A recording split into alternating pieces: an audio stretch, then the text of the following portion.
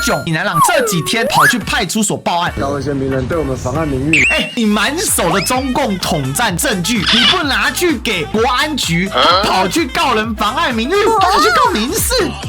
Oh my god！ 所以这些人，他们其实就是没有证据在搞流量，这已经是煽动仇恨。我只能说，谢谢影商偷了赖上的剧本，让这整件事情延缓的发生。根据米南朗的说法，2025年中共会灭亡。我真的觉得很荒谬，这种咖要反共，而且讲了那么多，你要反共，去报志愿役啊！米南朗早就当完兵了啊！4个月军事训练役叫当兵，当生涯办这么久吧，签下去 ，OK， 不要那么废话。8囧，米南朗跑去冲国民党党部，我是国民党的侧翼啊！国民党本党声明，不能收取来路不明的舔共经费，收入作为党费，于法本党没办法申请入党。所以事实上，他们正在做一场大规模的认知作战。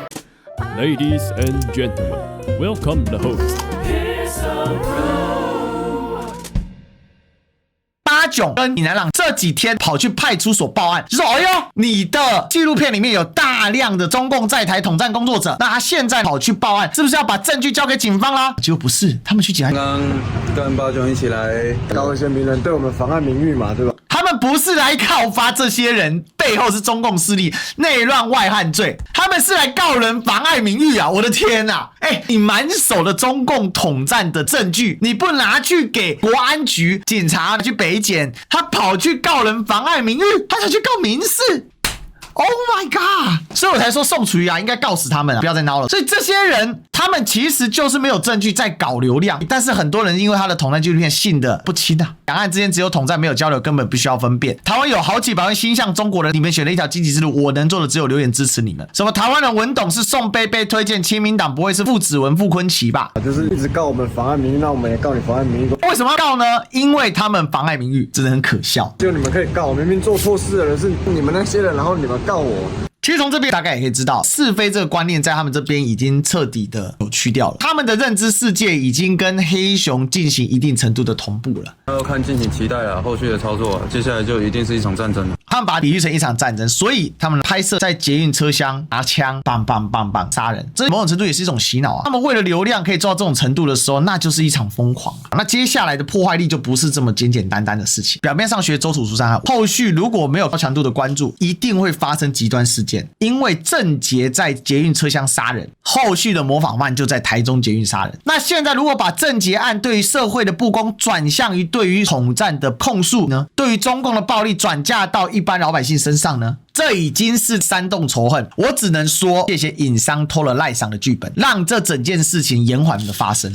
因为我在中共统战部多年的这种经验，我回到台湾，我敢说一句话：我们现在台湾已经真的快被吞噬了。他现在开始不断的宣，因为米南朗这次是一个非常好的素材，这么多年以来第一个算是被绿色黑熊给成功策反的中国大陆的统战样板。现在的国民党就是共产党，现在的民众党就是共青团，直接指控哦。所以我认为蓝白的支持者们或者非绿的支持者们，你不要以为这件事情你事不关己。他煽动了情绪，他说我为什么敢这样说？因为我有统战纪录片啊，统战纪录片多长？有1个小时，从头看到尾，答案你都看不出来，因为在1个小时，说真的结构是很松散，所以他现在在驱使一场所谓的战争嘛，在驱使一场攻击，他直接造谣了。所以这件事情态势不再升温，因为背后是黑熊，黑熊的背后是赖清德，他让沈伯洋去搞，沈伯洋在背后策动，透过闽南郎8囧不断在宣传煽动这种恐共情绪，他用他的青鸟车衣组织像金明联这种跑去开台湾民主防卫营，进入校园里面渗透，重新招募吸收学生，因为过去一段时间所招募吸收的学生跟年轻人，大多数被柯文哲带走了。今天柯文哲出事，这批学生或者是这一批年轻人，很多可能对柯文哲失望，但从民调来看，除了游盈隆那自卫式的民调之外，也没有人回到民进党，他是整个贯穿。所以你想，为什么8囧跟闽南朗那时候国际记者会，曹兴诚去那边做了老半天，也就讲那么几句话，这是有现实的，所以整个结构是很清晰的。黑熊就是青鸟社群的组织，而在青鸟社群里面的次组织，就像金明联这种，黑熊都在里面直接控制或间接控制。所以赖清德他在玩的不是绿共，是绿粹啊！民进党用的是纳粹的招式，民主上台，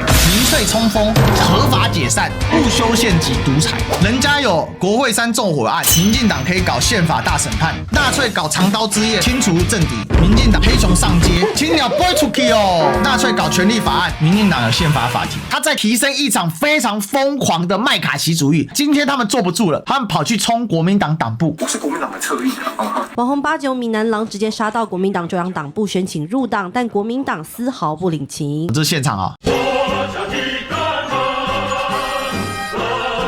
他们正来舔啊，他们正来舔啊，对吧？然后国民党发了一个文，关于闽南郎89的入党回复，国民党是中华民国派，与此理念不同的人不是我们的同志。基于中华民国宪法立场，我们反共反台独立场不会改变。虽然公然发表舔共及台独言论的网红申请加入本党，本党必须声明，若其追悔前过，真心认同中华民国，当然不是好事。但考虑到执政党不断主张共党在地协力者势力猖獗，本党对于舔共网红疑虑甚深。在相关单位未有结论之前，不能排除其渗透国会最大党的负面用心。尤其相关人士曾慷慨激昂的承认自己收钱，本党不能收取来路不明的舔共经费，收入作为党费，于法本党没办法申请入党。若相关人士想追求文化部补助，也可以出门左转慢走不送。这是国民党学聪明的，赶快把它录起来，发了一个非常极具反讽式的宣告。可是这两位说真的，一方面是流量焦虑，可是你想哦，这么烂的新闻，近新闻就把它做在前面，还有包括相应的3列新闻都是跟89相关的新闻，所以事实上他们正在做一场大规模的认知作战。还好现在国民党终于愿意放手让年轻人去玩。那反共为什么要跟中共交流呢？反共不能交流吗？反共是反共产党统治台湾啊，但交流是避免两岸发生战争啊，这么简单的论述他们讲出来吗？抱歉，阿炯从头到尾就是那一句：我反共你反共吗？我反共的好帅，他只有这个，他没有内涵。他现场的口播简直是场灾难，而且讲了那么多，你要反共去报志愿役啊，赶快去啊，签下去 ，OK。不要那么废话，闽南郎的粉丝跑来呛我，闽南郎早就当完兵了啊！哦，4个月军事训练役叫当兵，大声一点哈！搬家在久吧？不是我看不起4个月，但4个月的朋友都跟我说，哎呦，你当1年的哦，失敬失敬。你知不知道你们叫结训证书，我们的叫退伍令，你知道吗？为什么是结训证书？你们是用行政命令的方式暂停兵役服役，只服了4个月的军事训练役。然后根据闽南郎的说法，2025年中共会灭亡，剩1天了，不知道什么时候灭亡。他可能死2025年12月31号。我真的觉得很荒谬，这种咖说反共，可是你想哦，网络上他所挑起的情绪，包括像钟杰这个跑去杀人的，他们有当兵吗？他是精神障碍啊，正因为没当兵才会觉得杀人很简单啊。你真当过兵，你就不会觉得说这事情也那么轻松啊。所以莫名其妙，我们常常笑对岸是不民主、独裁、威权国家，对岸实施的是志愿役兵制。一个强大的国家，它不需要老百姓被强制劳动的去当兵，而是用合理的社会制度让大家想去参加志愿役。美国也是志愿役。